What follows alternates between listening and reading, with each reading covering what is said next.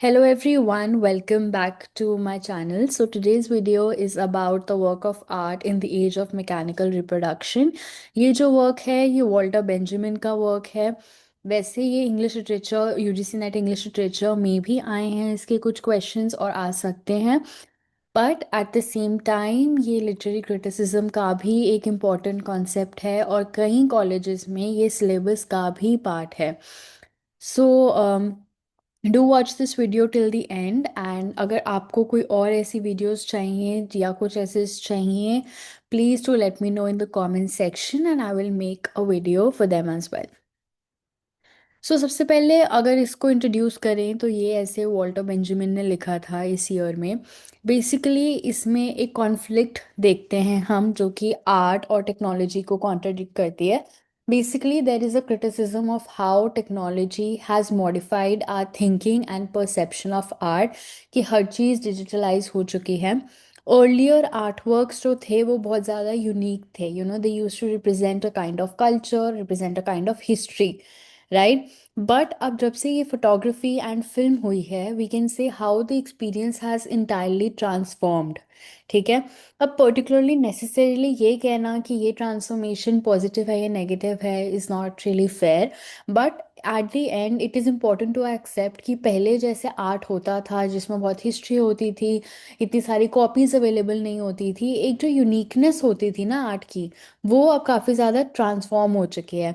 आजकल अगर हम पहले के ज़माने में लोगों को बहुत शौक होते थे कि वो पेंटिंग्स लेते थे, वो ऐसे आर्ट पीसेस रखते थे, बट आजकल इवन जो फेमस से फेमस पेंटर्स हैं उनकी भी कॉपीज़ मिल जाती हैं, उनकी भी इतनी ज़्यादा फोटोग्राफ्स मिल जाती हैं कि आजकल आर्ट वर्क की जो यूनिकनेस है वो काफ़ी ज़्यादा ट्रांसफॉर्म हो गई है। अब बेंजामिन इसी ट्रांसफॉर्मेशंस को स्टडी करते हैं, वो समझते हैं कि क्या क्या फंक्शन रह चुका है आर्ट का, क्या एक्सपीरियंस है और आज की क्या वैल्यू है। तो ये ऐसे एक इंटरसेक्शन है जो कि स्टडी करता है कि पॉलिटिक्स में क्या क्या चेंज हुए, मास कल्चर क्या बदला है और टेक्नोलॉजी से क्या क्या ट्रांसफॉर्मेशंस आई हैं। So mechanical reproduction refers to the technological copying of art works, कि जैसे हम कॉपी करते हैं ना कि एक आर्ट वर्क है। अब मैकेनिकल रिप्रोडक्शन का जो मतलब है वो यही है कि आप किसी चीज़ को किसी चीज़ में टेक्नोलॉजी ला रहे हो, किसी चीज़ को रिप्रोड्यूस कर रहे हो, उसकी एक कॉपी क्रिएट कर रहे हो। Earlier reproduction was done manually such as copying paintings by hand. अगर किसी राइटर या किसी पेंटर को भी कॉपी करना होता था तो वो हाथों से करते थे। आजकल तो you put on something and you will immediately get a copy. ठीक है, इवन टेक्नोलॉजी इतनी एडवांस हो चुकी है कि आप कोई भी कॉपी भी बना सकते हो। So modern technologies like photography, printing and cinema allow rapid mass reproduction. जबकि इट इज़ वेरी इंपॉर्टेंट कि आज भी people should care about what they are reproducing, या वो किस चीज़ की मतलब कैसे कैसे they are copying other people's works. These technologies make art accessible to larger audience rather than elite viewers. अब इसका सबसे ज़्यादा यू नो पॉइंट क्या रहा है कि अब जब हम इतनी ज़्यादा टेक्नोलॉजी के लिए एडवांस हो गए हैं तो अब ये चीज़ें लार्जर ऑडियंस को भी एक्सेसिबल होने लग गई हैं, ना कि सिर्फ एलीट व्यूअर्स जो कि पहले के टाइम पे होता था। अब यही है कि ये जो आर्ट वर्क्स जो पहले बहुत ही स्पेशल जगहों पे होते थे अब वो they can be easily access even on your laptop in your room.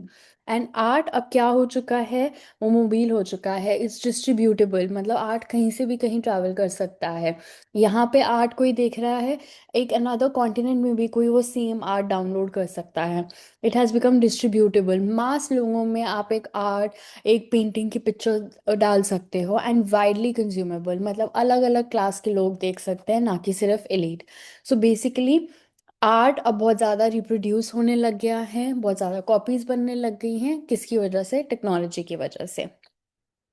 Now, Benjamin introduces the concept of aura to describe the unique presence of an artwork. अब बेंजामिन जो थे उन्होंने कहा कि हर आर्टवर्क का एक पर्टिकुलर ऑरा होता है जो कि डिस्क्राइब करता है कि उस आर्ट की एक्सपीरियंस क्या है, उस आर्ट की वैल्यू क्या है।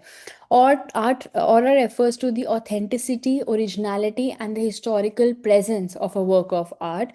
ट्रेडिशनली आर्टवर्क्स ये एक ऑरा पोजेस करते थे क्योंकि उनके अंदर एक यूनिकनेस होती थी, एक ऑथेंटिसिटी होती थी जो कि इतनी इजीली अवेलेबल नहीं होती थी लोगों के पास।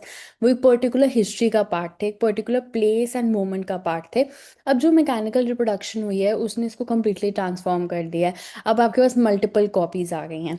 पर एक इसका एग्जांपल आप समझो कि जैसे एक कॉन्सर्ट हो रहा है, ठीक है। अब उस कॉन्सर्ट को आप ऑनलाइन भी देख सकते हो, आजकल वीडियोस आ जाती हैं। बट डू यू थिंक कि क्या वो सेम एक्सपीरियंस रहेगा जब आप वो उसको फेस टू फेस देखोगे?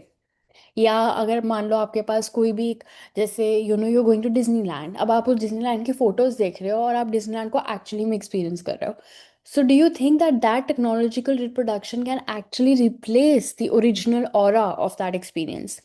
अब वो कहते हैं कि जब आर्ट रिप्रोड्यूस होता है तो the viewer experiences the image, वो सिर्फ एक काइंड ऑफ एक रेप्लिका एक्सपीरियंस करते हैं, ना कि उसकी original experience. Thus, technological reproduction leads to the decline of the aura of art. अब वो यूनिकनेस, वो ऑथेंटिसिटी वो कम हो गई है, डिक्लाइन हो गई है। नाउ ट्रेडिशनली आर्ट वर्क्स बहुत ज़्यादा मतलब they used to have a kind of superiority होती थी उनमें, वो स्पेशल जगहों पे पाए जाते थे जो कि हर किसी को एक्सेसिबल नहीं होती थी। इसको बेंजामिन टर्म करते हैं ritual value. Now in modern reproduction art becomes widely displayed and circulated. अब हर किसी के पास है आर्ट, हर कहीं पे आपको आर्ट मिल सकता है।